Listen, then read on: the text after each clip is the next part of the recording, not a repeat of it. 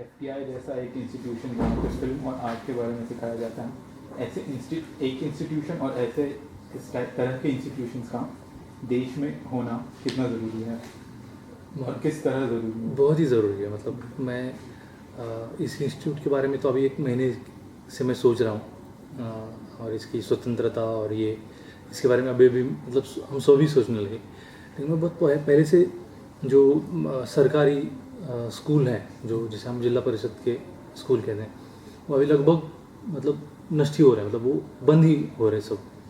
और उसी गांव में, छोटे छोटे गाँवों में इंग्लिश स्कूल खुल रहे हैं।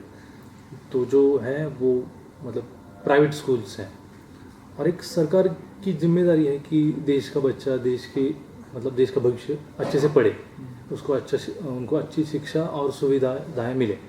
लेकिन ये मैं देख रहा हूँ कि ये बिल्कुल गांव में इंग्लिश स्कूल खुल रहा है और मराठी स्कूल बंद हो रहे हैं जो सरकारी है।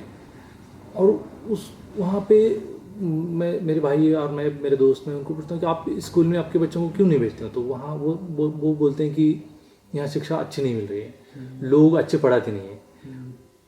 तो ये सभी जगह हो रहा है। तो मुझे ये बहुत बुरा लगता है कि एफटीआई जैसा, मतलब एक स्कूल से लेके अगर एफटीआई तक आप देखो, तो मुझे बहुत ही इम्पोर्टेंट लग रहा है इस आज की तारीख में कि ये ऐसे इंस्टीट्यूट होने चाहिए और वो स्वतंत्र तरीके से अच्छे से काम करने चाहिए।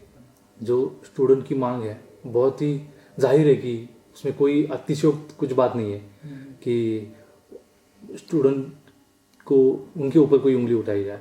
क्योंकि मैंने जब ये बात चली, जब प्रोटेस्ट शुरू हुआ, तब मुझे पता चला कुछ दिनों के बाद, और मैं देख रहा था कि गजेंद्र चौहान, पता चला कि ये इनका चुनाव हुआ है। तो मुझे पता था कि गजेंद्र चौहान कौन है, युधिष्ठिर की उन्होंने भूमिका की थी महाभारत में, या और कुछ सीरियल्स या कहीं इक्का दुक्का फिल्म में मैंने उनको देखा है। ये बात फिर मुझे लगा कि हाँ यार, मतलब जो पहले की अगर आप परंपरा देखो, अदूर गोपाल कृष्णन है या जितने भी नाम आप गिनवा दो, वो और गजेंद्र चौहान का कहीं मेल मुझे पता नहीं चल रहा था।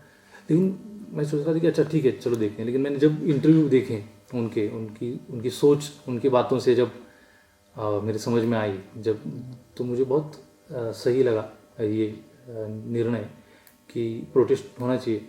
और ये कोई मॉन्टेसरी का स्कूल नहीं है कि बच्चों को पता नहीं कि उनको टीचर कैसे सिखाते हैं या कौन होनी चाहिए।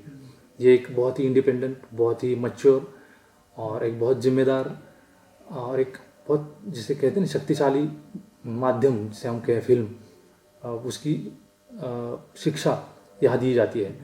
और वहाँ पे कुछ अच्छे लोग होने चाहिए जिनको देख के बच्चे इंस्पायर हो।